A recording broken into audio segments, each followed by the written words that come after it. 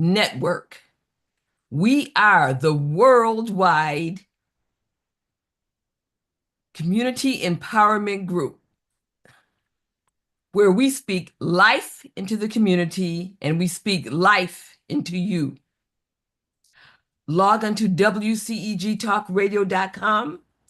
Watch us live on your smart TV, on Roku, cable channel, YouTube, Facebook, and LinkedIn. I'm Dr. Cassandra Wanzo. I'm your host for the next hour for Mind Matters. Subscribe free to our YouTube channel, WCEG Network. Like us on Facebook and Instagram. Connect with us on LinkedIn, TikTok, and Threads. Download our free WCEG mobile apps. Alexa, play WCEG Talk Radio. Listen to WCEG on any of our 12 podcast distribution platforms. Last but not least, the topics and opinions are those of the show host and guest, and not WCEG Network. Thank you for your continued support. Again, welcome to Mind Matters, where we discuss relevant mental health issues. I'm your host, Dr. Cassandra Wanzo, a psychiatrist practicing in Atlanta for the past 30 years. And like I said, I started when I was 16. Our co-host this evening is the Honorable Norman Carter Jr. He's a retired Philadelphia police corporal. He's written a book that's very relevant to our times, The Long Blue Walk, My Journey as a Philly Cop. It's available on Amazon for purchase and is very timely. It's still on Amazon, right? That's correct. Okay. And any other venues? Any other? Yes, Amazon and what's the other big shop? Barnes and Noble. Oh, okay, great. Yeah. And he also hosts his own show on WCEG entitled Issues and Answers on Mondays at 4 p.m. Hi, Norm. Hello, Doc. How are you? So our topic this evening is what doesn't kill us makes us stronger. False. Again, what doesn't kill us makes us stronger. False. We will discuss that platitude as it relates to something called resilience fatigue. Again, we will discuss that platitude as it relates to something called resilience fatigue. So what is resilience? First of all, resilience is defined by the American Psychological Association as the process and outcome of successfully adapting to difficult or challenging life experiences. Again, resilience is defined as the process and outcome of successfully adapting to difficult or challenging life experiences. In our society, resilience is seen as a badge of honor. We admire those who continue to push through, those who carry on no matter how difficult the circumstances or the situation. But what happens when resilience itself becomes a burden? What happens when the expectation to be strong at all times wears down even the most resilient of us? We end up with something called resilience fatigue. Resilience fatigue isn't about the lack of strength. It's about the exhaustion that occurs from constantly feeling pressured to be strong, from constantly feeling pressured to be positive, from constantly feeling pressured to be motivated. It can happen when someone is constantly pushing through challenges without taking time to process the emotional mental toll. Some examples I think of in our society is that the superwoman syndrome or the strong Black woman, I think that's two examples of resilience fatigue. Because as Black women, we're expected to be strong, be there for everybody, be positive, be motivated, take care of everybody else, and neglect our own needs. So what are the symptoms of resilience fatigue? They're physical, emotional, and behavioral symptoms. The physical symptoms are fatigue, feeling tired all the time, even when you are well rested. Headaches, frequent headaches or body aches. Decreased immunity, it affects your immune system, making you more susceptible to illness. The emotional symptoms are loss of motivation and interest, irritability, snapping at others, becoming easily frustrated, cynicism, questioning whether your efforts are worth it, emotional numbness, feeling detached from the challenges you face, anxiety, feeling anxious or helpless, fear of future hazards, and difficulty concentrating. What are the behavioral symptoms? Decreased productivity on the job, work drops, tasks become overwhelming, withdrawing from responsibilities, isolating from others, procrastinating, skipping work, using substances such as food, drugs, or alcohol to cope. What are some of the ways to cope with resilience fatigue? Exercise, sleeping well, trying to reduce the stress, asking for help, talk therapy, taking the time to recover. Resilience is not an endless well that we can draw from without ever giving back to ourselves. So we got to fill our well. When we push people too hard, these are like people who work for you. When we push people too hard for too long, we risk burning out even the most resilient among us. It's time to rethink what it means to be strong. Real strength is not just about pushing through, it's knowing when to rest, when to ask for help, and when to admit that you've reached your limit. Resilience fatigue reminds us that we are human, not machines. We need room to breathe, to reflect and recover. Because in the end, it's not just about surviving the storm. It's about finding a way to move forward without losing ourselves in the process. And that is the real challenge, balancing the need to push through with the need to be human, vulnerable, and real. Do you have any thoughts about that at this point, Norm? Well, I this is a learning process for me, but first, before I go on, I'd like to commend you on the response that you received of your last program concerning PTSD. Oh, I okay. mean, tremendous response on that. Very timely, and I think obviously our audience appreciated it. But Okay. as we get into today, and we're talking about resilience fatigue, I see some of the same symptoms as PTSD, although Mhm. the triggers are different.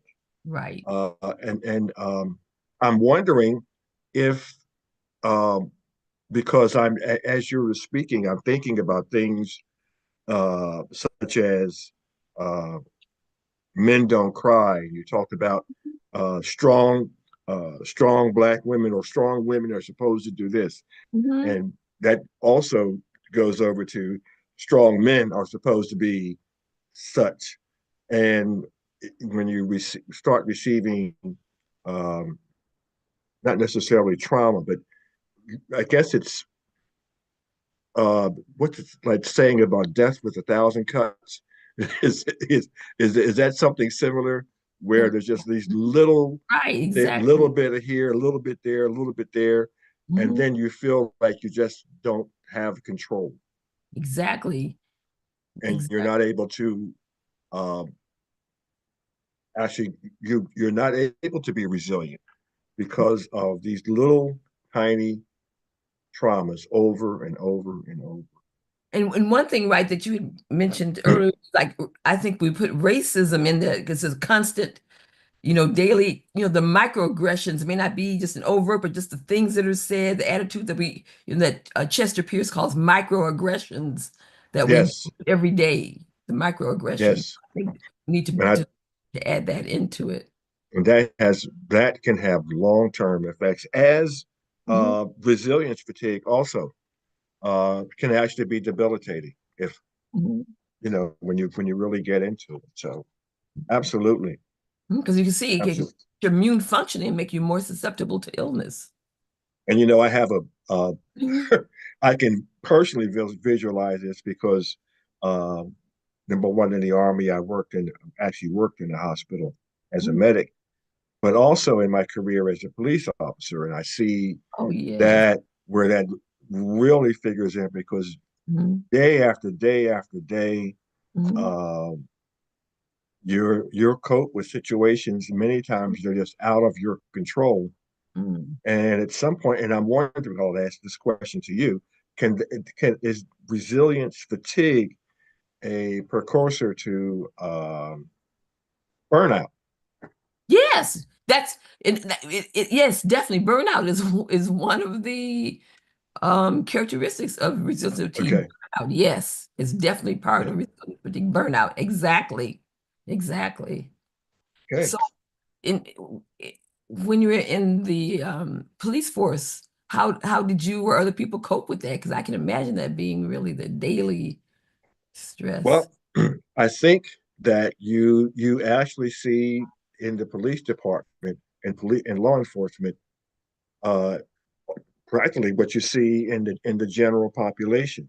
Mhm. But because the intensity and the rapidity of these minor traumas are, they just come at you so often and so frequently. Mhm. Uh, it's, you know, uh, police officers have a high death by suicide rate, Mhm. uh, high alcoholism rate. Mhm. Um, I would even say some psychosomatic uh, Mhm. uh, afflictions Mhm. Mhm. probably figure into that. And just the feeling of at some point that, Mhm. what I'm doing doesn't make any difference.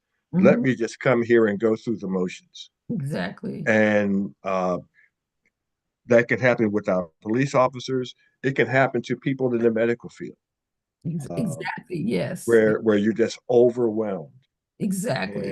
And I can Because teachers, when you mentioned that, because I'm thinking back now to my internship year, where you're working 80 to 100 hours, 80 to 100 hours, and expected just to keep going on. That was very burnout. Yeah, definitely. Yeah. yeah.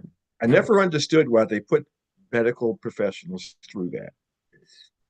I don't know, some kind of, to It's me, like, like hazing or whatever. I don't, but yes, that in some places, interns and physicians organized and have unions to prevent them from having that kind of, work schedule because it really doesn't help patient care when you're burned out and you've been up, when you've worked 36 hours straight. I mean, there's situations where you right. work all day, you're on call up all night, then work the next day where you can work 36 hours straight. So, right, And there's no benefits helping patients. and again, that Mhm. adversity does not make you stronger. Right, exactly. And somebody mentioned about the Capitol Police and their reactions after the pardons. So now that's the case I would say would be PTSD. So like you had asked me the difference between PTSD and resilience fatigue. Says PTSD is a diagnosable mental health condition triggered by a specific traumatic event. In this case, Mhm. for what happened to them on January 6th. So it's Correct. triggered by a specific traumatic event, causing intrusive thoughts, flashbacks, hyperarousal, while resilience fatigue refers to a general state of exhaustion from constantly needing to bounce back from stressors without adequate recovery time. So that's Yeah. experienced by people who are constantly pushing themselves to cope with difficult situations without fully processing. Essentially, it's burnout that can Mm, occur being resilient too long. So that's what resilience fatigue. But the PTSD, that's what the officers are experiencing because it was trauma from a specific traumatic right. event. Right. They need to be compensated for that. Don't So, look for that anytime soon. But anyway. so that's the difference between PTSD and resilience fatigue. So now I want to get to the topic of that platitude that I mentioned at the beginning of the show. What doesn't kill us makes us stronger. Again, what doesn't kill us makes us stronger. And again, that is false. Well, first, what is a platitude? Because that's what we call a platitude. A platitude are sayings or expressions that we use all the time, but they have lost their their original meaning and they're overused. Some examples that people use: time heals all wounds. Everything happens for a reason. Those are platitudes. So when we use them, we are not trying to be hurtful. We're really trying to be helpful. But what happens is they come across as trite, they come across as dismissive, and they allow us to minimize other people's suffering without us feeling guilt. They are dangerous generalizations. Again, platitudes are dangerous generalizations. Again, what doesn't kill us makes us stronger. The problem with that saying that it is not generally true for most people according to research. Again, it is not generally true for most people according to research. So in our society, there's a widespread belief that trauma and tragedy are good for your personal growth. On a daily basis, we hear the expression widely used by media personalities, self-help gurus as a truism and proof of one's resilience. In some cases, people say it's only the courageous people that become stronger through adversity, implying that weak people don't. We are told you'll appreciate life more. You will feel grateful for what you have in life. You learn some important lessons and become more resilient. This theme appears time and time again in the wake of natural disasters, terrorist attacks, violent crimes, sexual abuse. Psychologists have written about how, like rape, psychologists have written about how after experiencing loss or trauma, people reported feeling a greater appreciation for life, closer to their family and friends, and stronger, more spiritual, and more inspired. Now, that can happen, and that phenomenon is called post-traumatic growth. So during stress, your relationships can become more meaningful. So there is that aspect that that can be post-traumatic growth, but for the most part, um, it's not a positive experience. So what people are saying when they're saying what doesn't kill us makes us stronger, they're saying there's a silver lining to every tragedy, but it's also consistent with the biblical theme of redemption, which says that all pain and suffering ultimately lead to freedom. Research,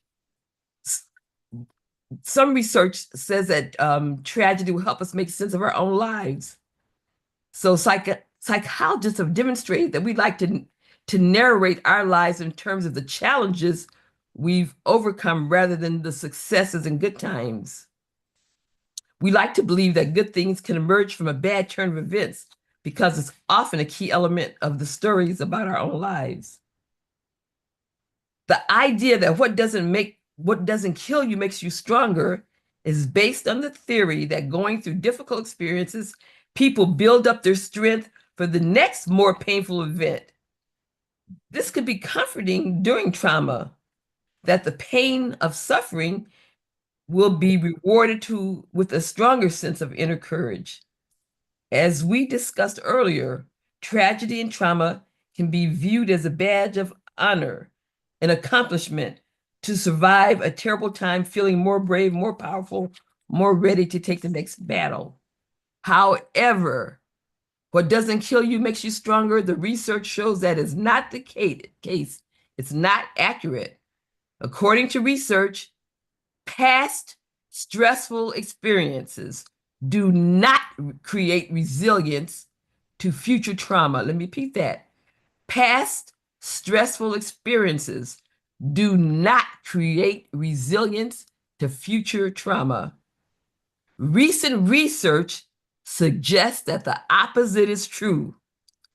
Past traumatic events sensitize people to future trauma, increasing their chances of developing mental health disorders. For example, the US government reports that between 15 to 30% of US veterans returning from military action suffer from PTSD. Their experiences in traumatic situations did not make them stronger. Studies of the long-term effects on mental health for prisoners of war in war zones indicate ongoing and sometimes lifelong damaging effects resulting in a variety of mental health problems such as PTSD. A study from Brown University states that showed that past traumatic events usually make people more sensitive and vulnerable to future problems, not more resilient. Developmental research has shown convincingly that traumatized children are more, not less, likely to be traumatized again.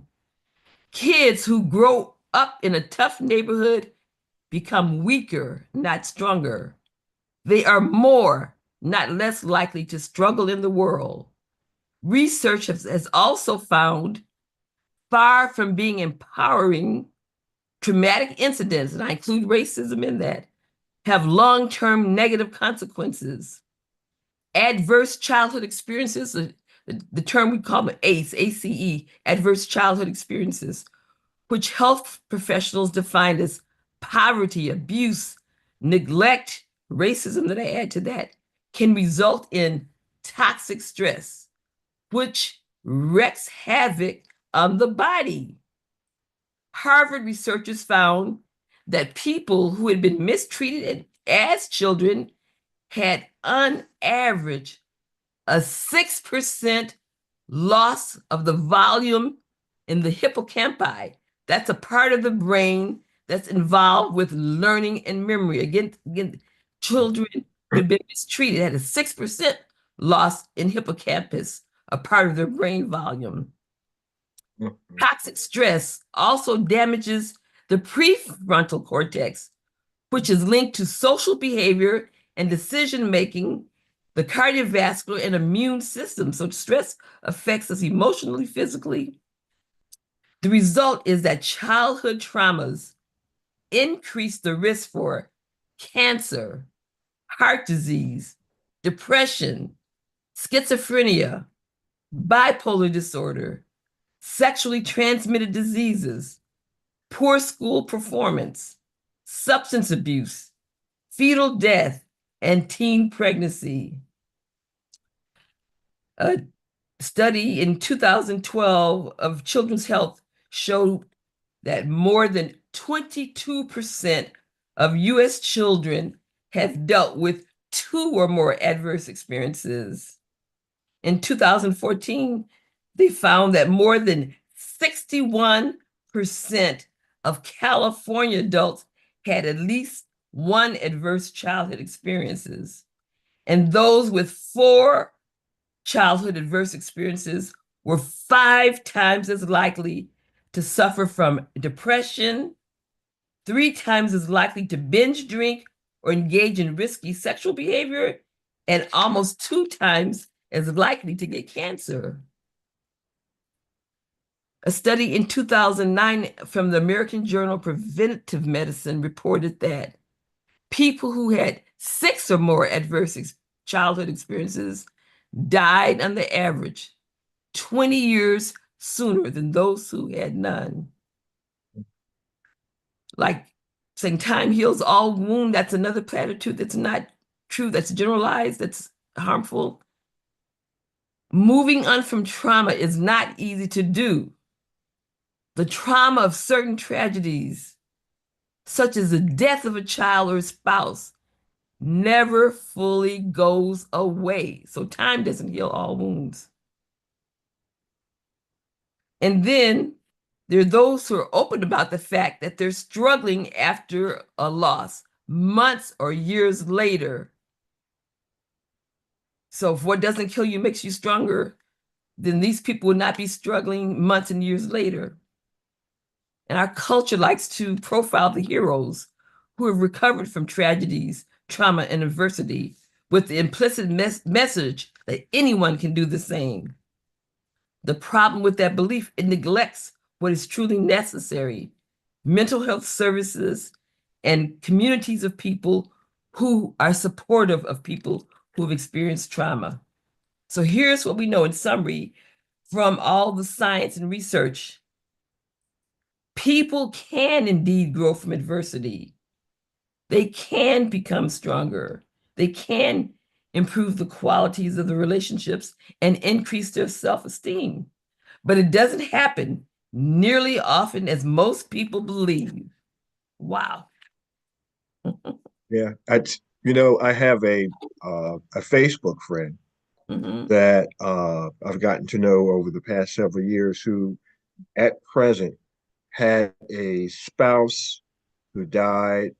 I'm going to say probably around last July or August. Mhm. They were very, very, very, very close. And months later, he was still stuck in grief, and he was very um, open about that on Facebook. But going back to something you said earlier, I noticed that a lot of his friends were sending him the platitudes. Mhm. Uh, Time heals all wounds. This will take time. Mhm. Um, Not what this will make you stronger.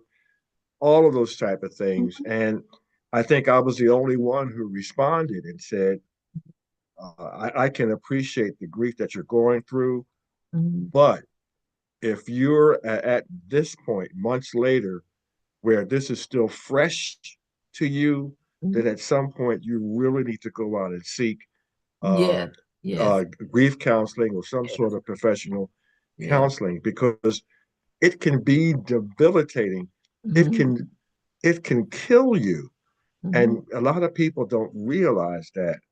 Um, the death of a spouse, the death of someone that's close to you, a child, Mhm. um, can be absolutely devastating. Yes. Yeah, I cringe when I hear people say after someone died. I always, and people always say this, he's in a better place. Oh my God. Yes, yes, He's in a yes, better yeah. place. Oh, How do oh, you know? How do you exactly. know? That is not Yeah, comforting or reassuring to anyone. It's just insulting to me. Yeah, he's in a better yeah, place. I mean, no, yeah, I hate when I hear people say that. yeah. It's Mhm. I don't know. We platitudes. It's because I think that happens because when it doesn't affect us directly, Mhm. that we tend to say things that we think will make people feel better Mhm. because it's easier on us rather than to say, well, let's sit down and talk about what you're going through.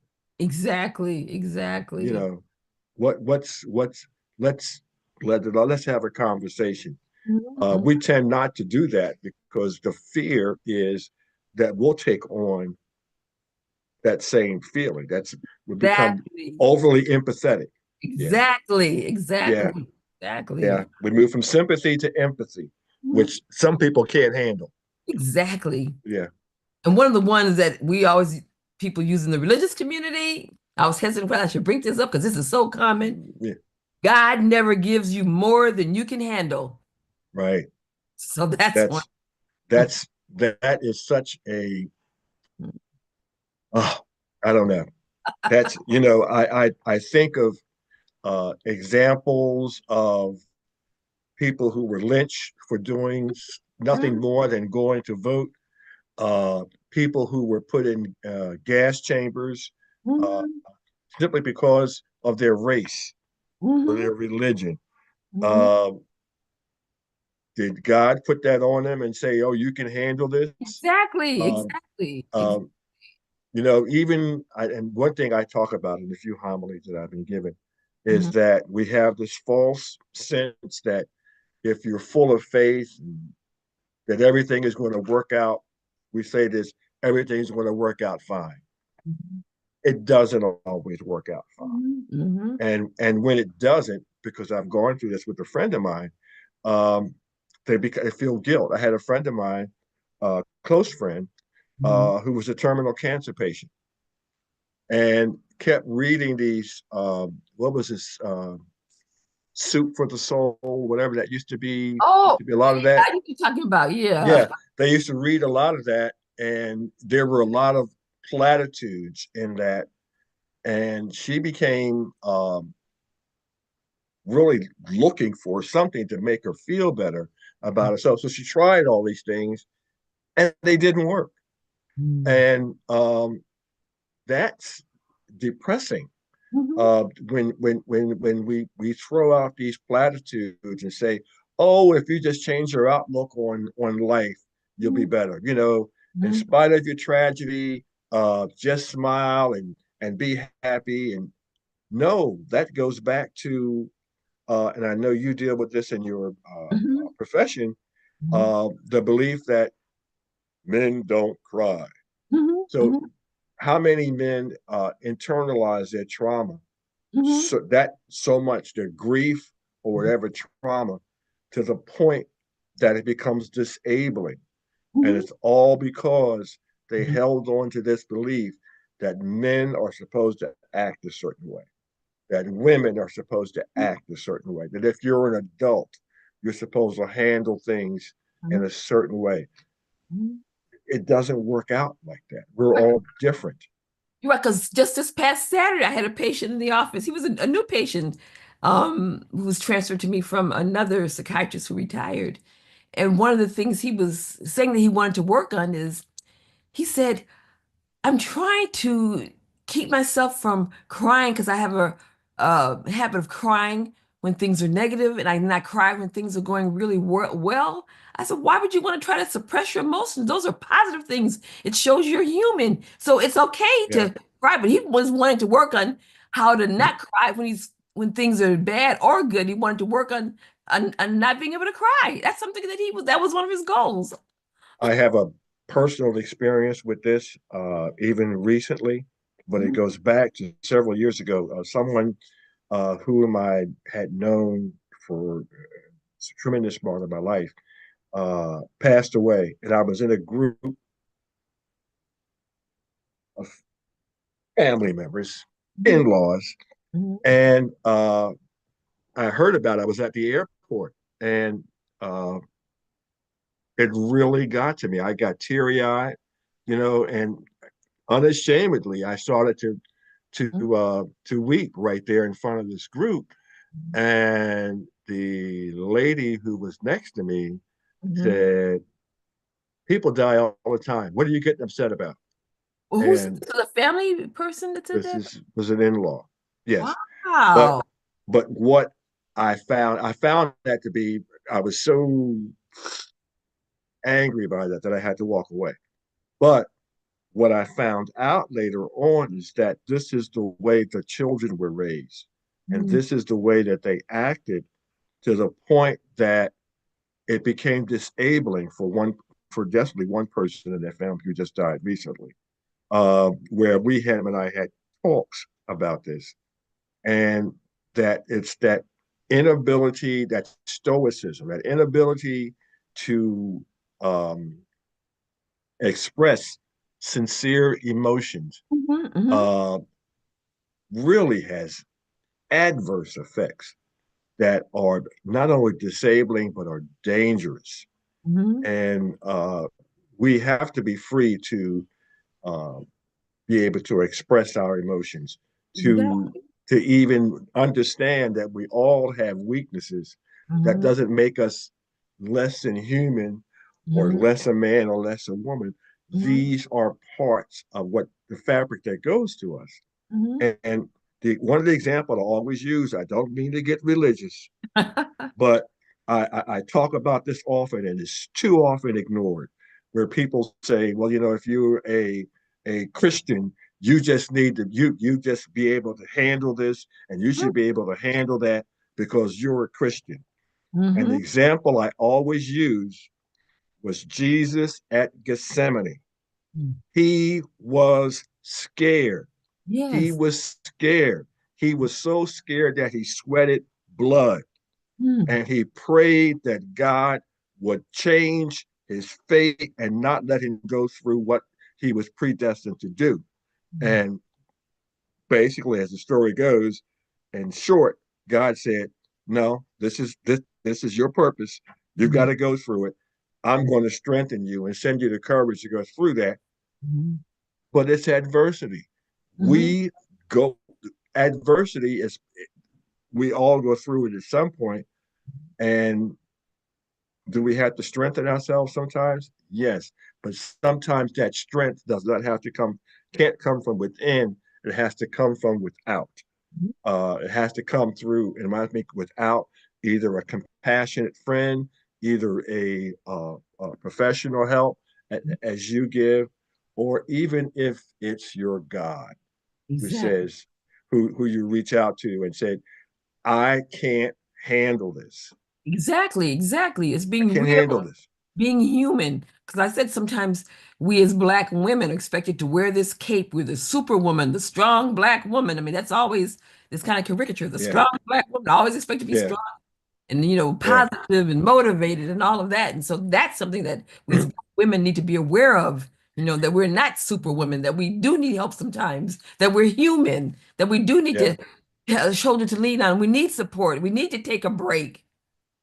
Even those great women and men that we look upon as super, when Mhm. we look to at them a little more closely, Mhm. all of them had people behind them or beside them Exactly. that Support. they who were the wind beneath their wings, Exactly. who Exactly. allowed them to do whatever they did. Uh, Exactly. no man is an island, and Exactly. no man walks alone, and you can't you can't do these things by yourself all the time. Mhm. Exactly. So another platitude that really irks me that I wrote down when people say this one really gets to me. Everything happens for a reason. Oh my God, when people say that, Yeah, yeah, everything happens yeah, for a yeah, reason. Oh, yeah, like you said, if somebody's yeah. raped, what was the reason for that? For Right, being raped. I mean, right. what they're doing, you're blaming the person, and you're taking the blame away from the person, the rapist. So that Yeah, everything happens for a reason. yeah. You're re-victimizing the person. Exactly. Yeah, you're They call re-victimizing. that secondary trauma. Exactly. It's Yeah, called secondary trauma. Absolutely. yeah. Mhm. I used to see that a lot. Well, we actually had Mhm. a lawyer in my home city of Philadelphia that some people look upon as an icon, but he was brutal to rape victims. Mhm. Absolutely, and they had to change uh, laws and procedures because of him, because he would ask uh, women who were raped embarrassing questions while they were on the stand, and he re-traumatized all of these women. And he had a reputation of not having ever had a client of his be convicted of rape. He had 100% record on What? that. And that was primarily because he humiliated women on the stands and was allowed to do that.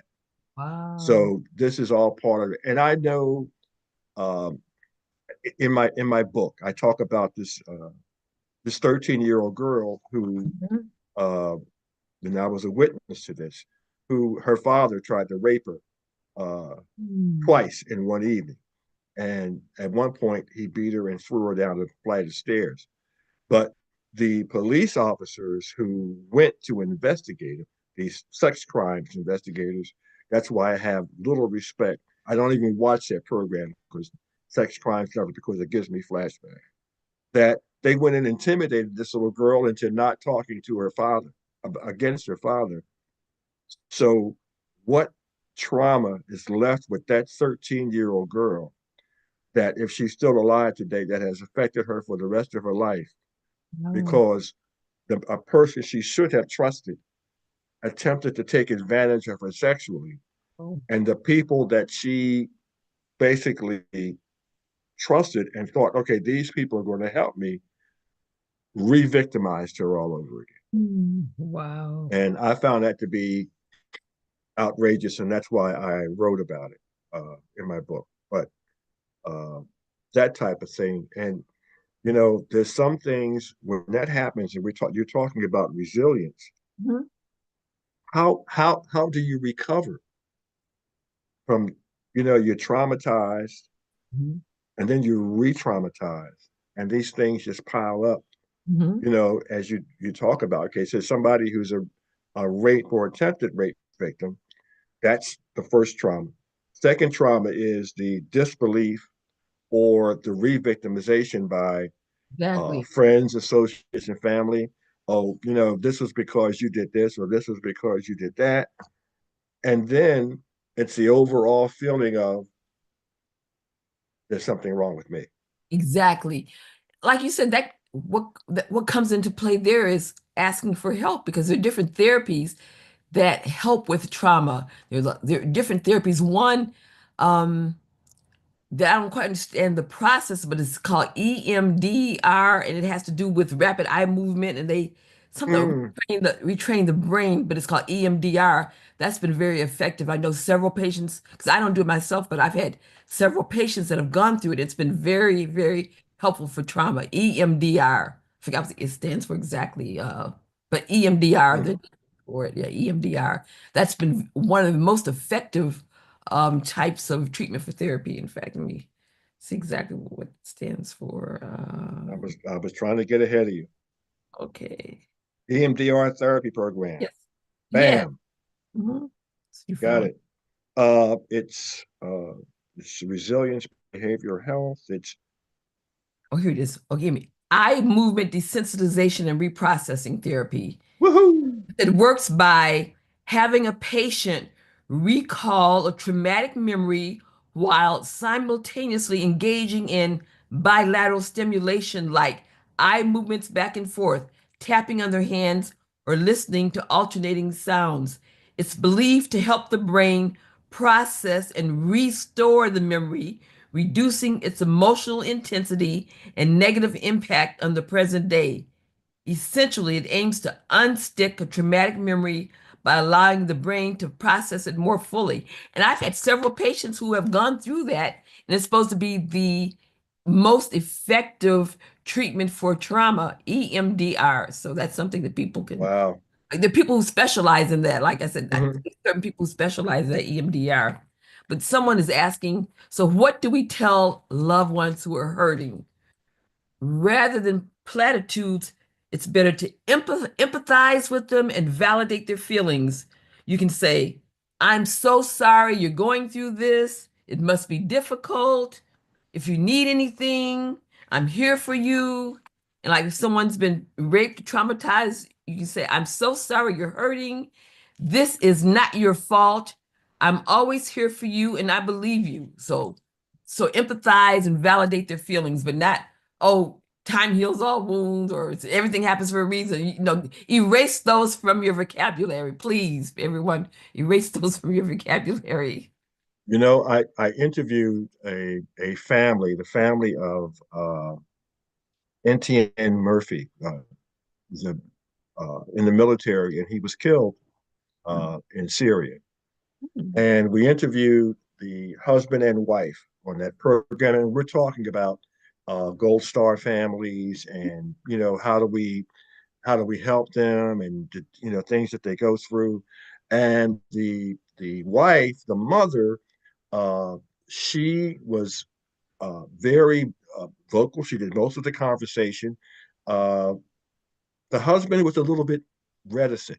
He said a few words here and there, but as we went on into programming, Mhm. we found out that this father was stuck.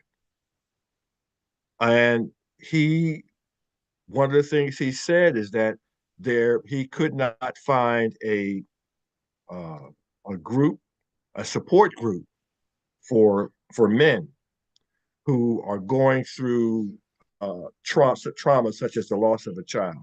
Mhm. And whenever you see him, and I've seen him in person, whenever you see him and you mention his son, Mhm. he tears up immediately. And this has been, I mean, a few years since that young man has died.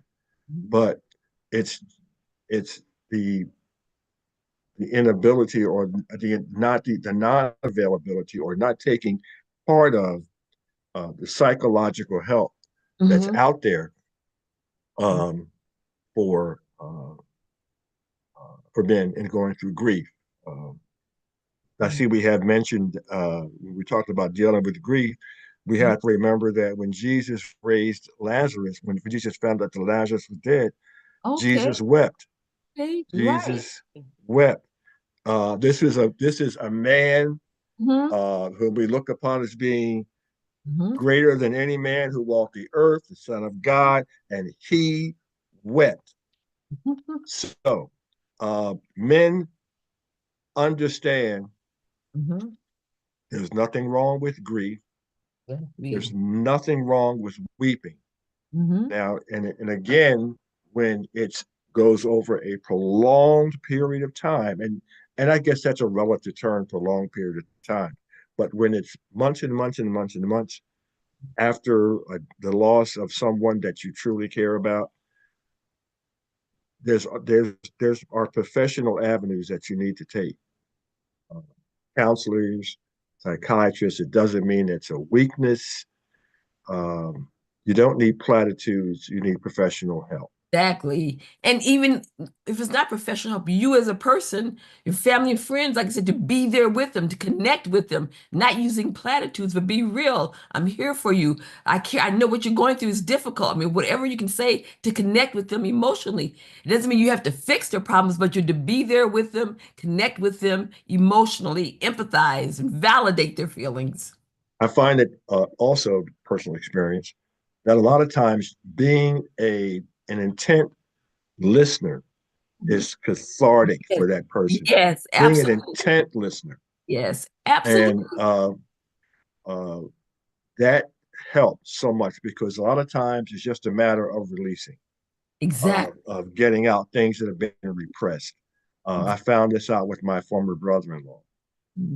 He was 60 some odd years old, 61, 60, and he just needed to get out stuff that had been holding in for a lifetime. Mhm. And but it on the other part of that was there was a lot of damage that was already done. Um, Mhm. Stress can and repressed feelings can really be not only debilitating but dangerous. But you're right. And The listening, you're right, is key. Because some people think you have to fix stuff. You don't always have to fix stuff, but be there and listen. Be there for them. mhm. Not try to and, fix what's going and on. being an intent listener. Yes, yes, Some people hear, but they're not listening, and there's a difference. yes, And when you're actually paying attention and responding appropriately, yes. uh, that's also important. And it's like you said early, you need to sometimes move from sympathy to empathy because Yes, that's when you begin to help people. exactly. You connected with them. That's what empathy is. You're connected Yes, to that person. Yes. So yes. through empathy, connectedness. That's what connection is. Wow. Oh, I know some people I'm going to love sharing this program with. You're right, because we say No, it every day. You're right. I'm thinking yeah, we say to people, oh my goodness. I mean, I think the one that bugs me the worst is everything happens for a reason. I think that bugs me the most. yeah, yeah. No, it's no. Everything doesn't happen. There are traumas. Yeah, I Mhm, walked out. I got hit by a car. mhm. What was the reason for that? Exactly. What was the reason? Somebody, broke in my house and robbed me of all my personal possessions. There's a good reason for that. I Exactly. But don't people know. don't think and they just say that. So I'm just encouraging people to try to remove these platitudes from your vocabulary. I mean, there are many more out there, but those like everything happens for a reason. What doesn't kill you Mm, makes you stronger. God doesn't give us mm, more than we can handle. yeah. Time heals all wounds, whatever other ones, Mm, so many that we yeah. use. Yeah. It is well with my soul. Okay. Yeah. Anyway. Yeah. But that's all. There's a little bit deeper meaning to it than a platitude. But I'm yeah. encouraging the listeners to remove these things and be there for the people, connect, empathize with them, validate their feelings. Yeah. As Mhm. we used to say, that old saying, walk a mile in my shoes. That's Mhm. exactly what it is. Mhm. Mhm. Walk a mile in my shoes. Mhm. Spend some time with me in my situation to Exactly. understand where I'm coming from. Exactly. That's Yeah. exactly what you're saying. Yeah. Yes. Yeah. So that's a good platitude. Walk a mile in my shoes. Yeah. So I guess the only thing that I have is just what I had mentioned earlier. I'm just going to, say this again about resilience. Resilience is not an endless well where we can draw from without ever giving back to ourselves.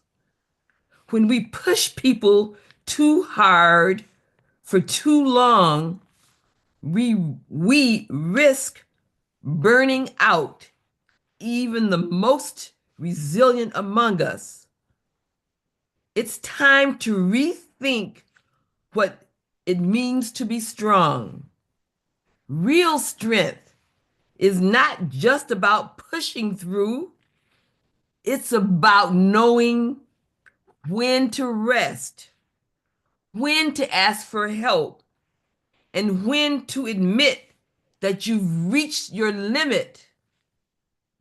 Resilience fatigue reminds us that we are human, not machines. We need room to breathe, to reflect, and to recover. Because in the end, it's not about surviving the storm, it's about finding a way to move forward without losing ourselves in the process. And that is the real challenge. Balancing the need to push through with the need to be human, vulnerable, and real. Mm, mm, mm. I think you said one point there that really hit me, and it's about the fear of losing ourselves, Yes. and that doctor goes back to uh, the program we had last week Mhm. and or the last installment, and something we did last year on death by suicide, where people lose a sense of value of self. Mhm. Mhm. They're in a very dark place where they just can't see a way out. They have lost their ability to be Yes. self-resilient, Right. Yes. and Yes. and therein lies a problem. And Exactly. we that's why we need to be. It's important to be intent listeners Exactly. and realize that at times one of the best things that we can do is, after being an intent listener, is Mhm. to be help to be a facilitator and a director to people who can help a person through trauma and tragedy. Absolutely. And I always like to give the number for the crisis line. If you or anyone you know are experiencing thoughts of wanting to end your life, please call the suicide hotline. It's available 24 hours, 7 days a week. And the new number, they made it simpler, is 988. Again, 988. That's the suicide helpline. There's also a domestic violence hotline, and that's 800-799-7233. Again, 800-799-7233. And the suicide crisis line is 988. Thank you all for listening and participating. And thank you, Norm, for always offering real human experiences to our discussions. My And pleasure. right. And so, again, this is Mind Matters. And our next show, I believe, is February 12th. Good night. Looking forward to it. Good night. Night.